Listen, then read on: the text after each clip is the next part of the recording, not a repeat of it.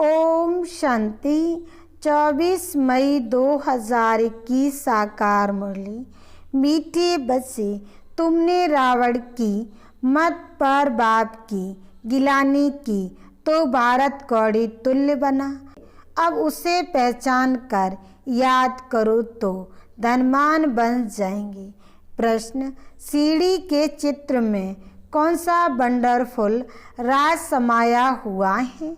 उत्तर, आधा कल्प है भक्ति की डांस और आधा कल्प है ज्ञान की डांस।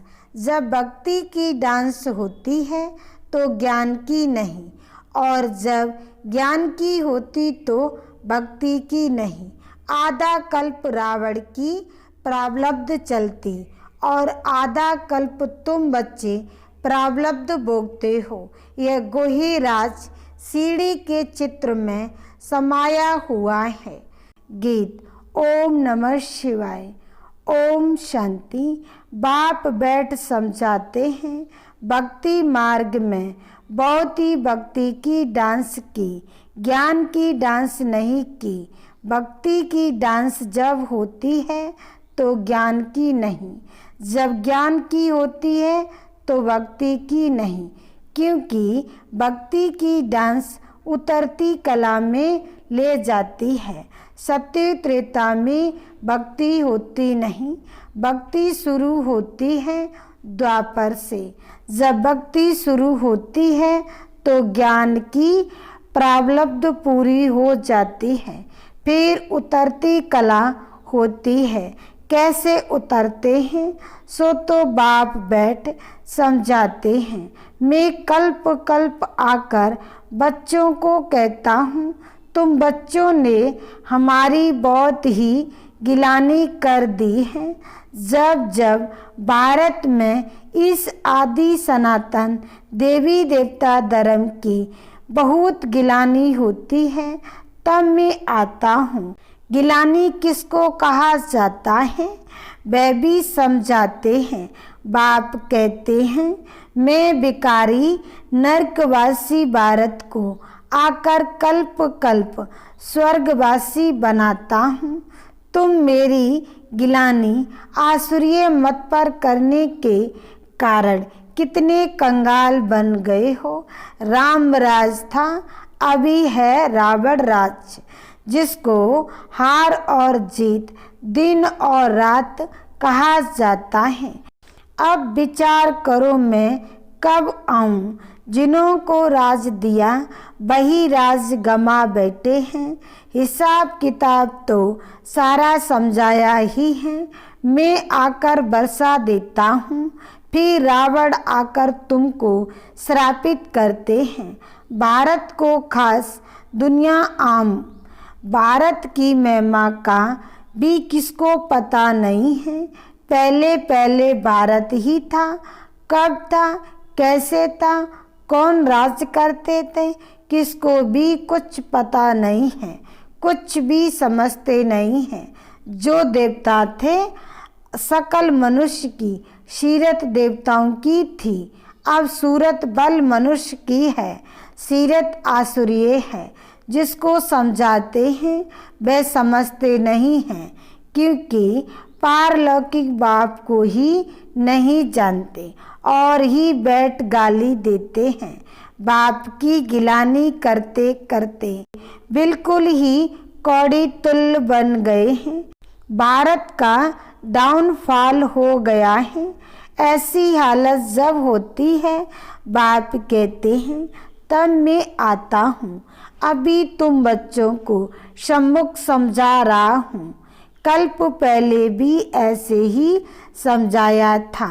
यह देवी संप्रदाय की स्थापना हो रही है। मनुष्य देवता बन रहे हैं। मनुष्यों को यह पता ही नहीं है कि बाप कब आते हैं। सत्य त्रेता में तुम बड़ी खुशी में प्रारब्ध भोगते हो, फिर द्वापर से रावण का श्राप पाते पाते बिल्कुल ही खत्म हो जाते। जैसे देवताएं प्रारब्ध भोगते भोगते त्रेता के अंत में खत्म हो जाते हैं, फिर रावण की आसुरीय प्रारब्ध शुरू होती है। भक्ति भी पहले अविचारी होती है, फिर विचारी होती है। सीढ़ी ठीक बनी हुई है। हर एक चीज सतो प्रधान सतो रजो तमो बनती है, खाद पड़ती जाती है। तुम बच्चों को समझाया तो बहुत अच्छी रीत जाता है, परंतु धारणा कम होती है। कोई में तो समझाने का बिल्कुल अकल ही नहीं है। कोई अच्छे अनुभवी हैं जिनकी धारणा बड़ी अच्छी होती है। नंबरवार तो होते हैं ना। स्टूडेंट एक समान नहीं होते, कुछ न कुछ नंबर जरूर रखेंगे। कोई को भी समझाना है बहुत सहज।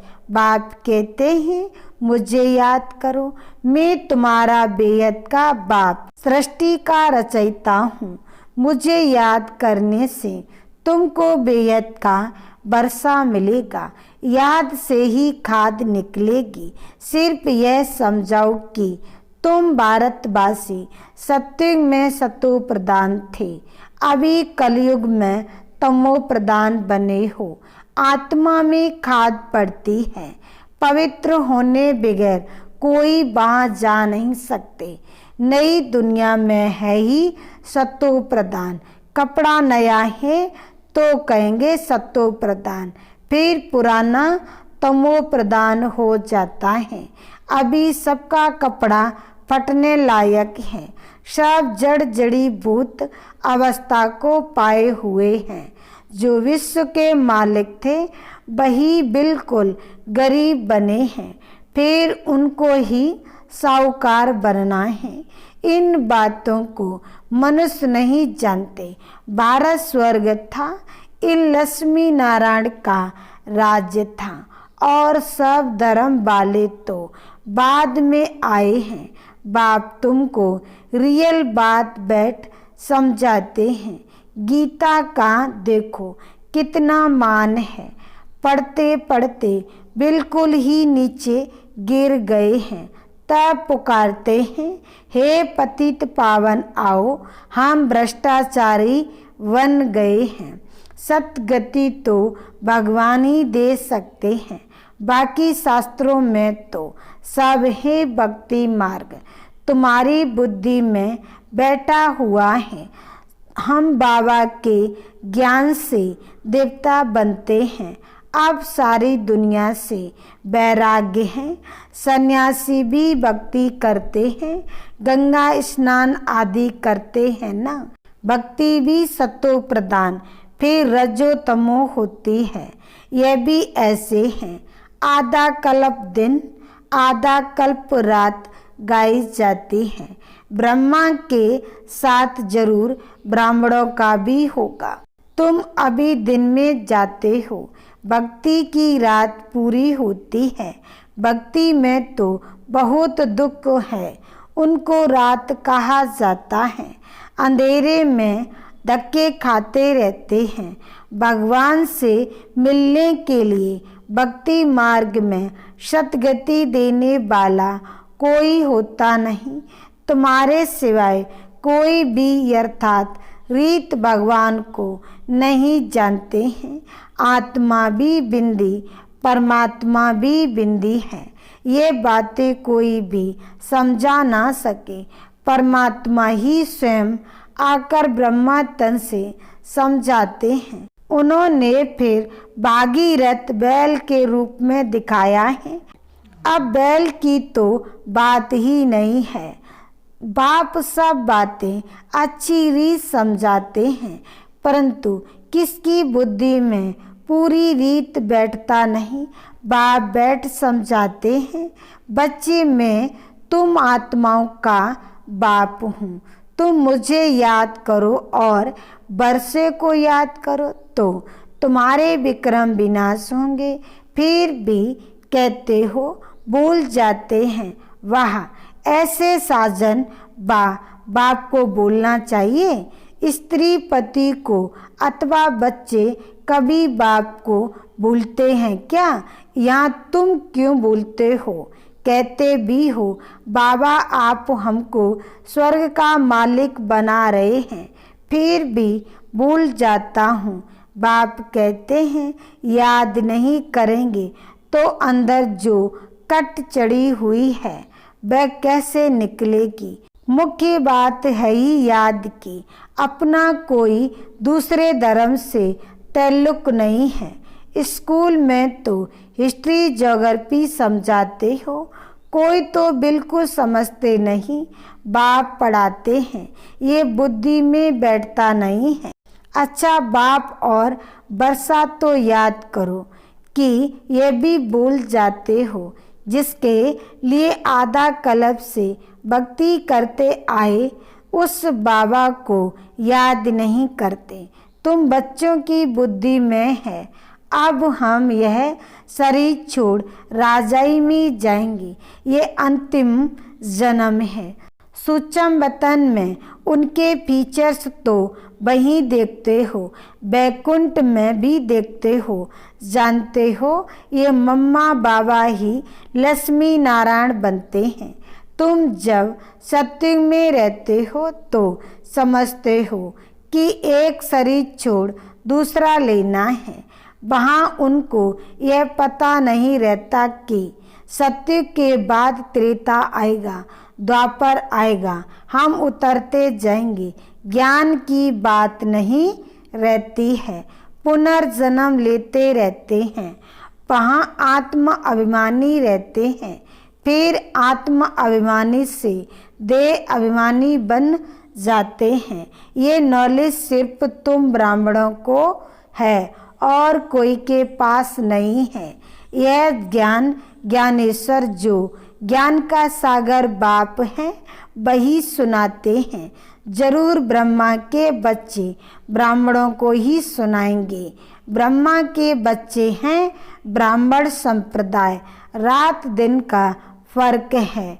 तुम पुरुषार्थ कर संपूर्ण गुणवान बनते हो, संपूर्ण निर्विकारी गृहस्थ व्यवहार में रहते भी तुम बाप को याद करो। कर्म तो करना ही है, बुद्धि का योग बाप के साथ लगा रहे। कर्म बल कोई भी करो, बड़ाई का काम करो व राजाई का काम करो। राजा जनक का भी गायन है ना, राजाई करते रहो परंतु बुद्धि का योग बाप के साथ लगाओ तो वर्षा मिल जाएगा। बाप कहते हैं मन मना भव, माँ में कम याद करो। शिव बाबा कहते हैं सिर्फ शिव कहने से लिंग याद आएगा और तो सबके शरीर का नाम लिया जाता है। पाठ शरीर से बजाते हैं, अभी तुमको आत्म अभिमानी बनाया जाता है जो आधा कल्प चलता है। इस समय सभी हैं देह अभिमान में, वहाँ आत्म अभिमानी होंगे। यथा राजा रानी तथा प्रजा। आयु तो सबकी बड़ी होती है, यहाँ सबकी आयु कम है तो बाप सम्मुख बैठ बच्चों को कितनी अच्छी रीत समझाते हैं। हे आत्माओं, क्योंकि आत्मा ज्ञान लेती है, धारणा आत्मा में होती है।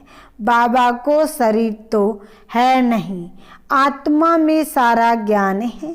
आत्मा भी स्टार है, बाबा भी स्टार है। वह पुनर्जन्म नहीं लेते हैं, आत्मा पुनर्जन्म लेती है। इसलिए बाबा ने काम दिया था कि परमात्मा की महिमा और बच्चों की महिमा लिखकर आओ। दोनों की अलग अलग है। श्री कृष्ण की अलग महिमा है, वह साकार वह निराकार। इतना गुणवान किसने बनाया? जरूर कहेंगे परमात्मा ने बनाया। इस समय तुम ईश्वरीय संप्रदाय हो, तुमको बाप सिखला रहे हैं, पीछे फिर प्रारब्ध भोगते हैं। सत्य में तो कोई नहीं सिखलाएंगे, भक्ति मार्ग की सामग्री ही खत्म हो जाती है। इस दुनिया से वैराग्य भी चाहिए, अर्थात देह सहित देह के सब संबंध छोड़ अपने को अशरीरी आत्मा समझना है। नंगे आए थे, नंगे जाना है। ये पुरानी दुनिया खलास हो जानी है। हम सब नई दुनिया में जाने वाले हैं। बस यह याद की मेहनत करते रहो। इसमें ही फेल होते हैं, याद करते नहीं हैं। जो भी समझने के लिए आते हैं उन्हों को भी यही समझाना है। शिव बाबा ब्रह्मा द्वारा कहते हैं कि मुझे याद करो तो याद से तुम्हारी खाद निकल जाएगी। तुम विष्णुपुरी के मालिक बन जाएंगे। विष्णुपुरी ही स्वर्गपुरी है। तो जितना हो सके बाप को याद करो। जितना बाप को आधा कल्प याद किया है, अब वह सम्मुख आए हैं। कहते हैं मुझे याद करो। उनको कोई भी जानते नहीं, खुद ही आकर अपना परिचय देते हैं। मैं जो हूँ, जैसा हूँ, ऐसा कोई बिरला जानते और निश्चय करते हैं। निश्चय कर लेते हैं तो पुरुषार्थ कर वर्षा पा लेते हैं। शिव बाबा कहते हैं मुझे याद करने से ही तुम्हारे विक्रम विनाश होंगे और तुम पवित्र बन पवित्र दुनिया के मालिक बनेंगे। विक्रम कोई भी नहीं करना है। अच्छा, मीठे मीठे सिकिलदे बच्चों प्रति माता पिता बाप दादा का याद प्यार और गुड मॉर्निंग। रूहानी बाप की रूहानी बच्चों को नमस्ते। धारणा के लिए मुख्य सार। पहला पॉइंट, पुरुषार्थ कर संपूर्ण गुणवान बनना है। कर्म कोई भी हो लेकिन बाप की याद में रहकर करना है। कोई भी विक्रम नहीं करना है। दूसरा पॉइंट, ये पुराना कपड़ा शरीर जर्जड़ीभूत है, इससे ममत निकाल देना है। आत्मा को शतो प्रदान बनाने का पूरा पूरा पुरुषार्थ करना है। वरदान करना और कहना, इन दो को समान बनाकर क्वालिटी की सेवा करने वाले सच्चे सेवादारी भव। सार में कहा, सदा अटेंशन रहे कि पहले करना है फिर कहना है। कहना सहज होता है, करने में मेहनत है। मेहनत का फल अच्छा होता है।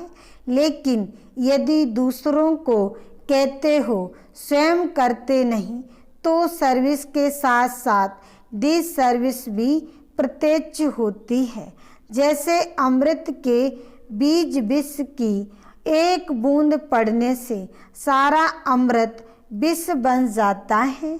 ऐसे कितनी भी सर्विस करो, लेकिन एक छोटी सी गलती सर्विस को समाप्त कर देती है।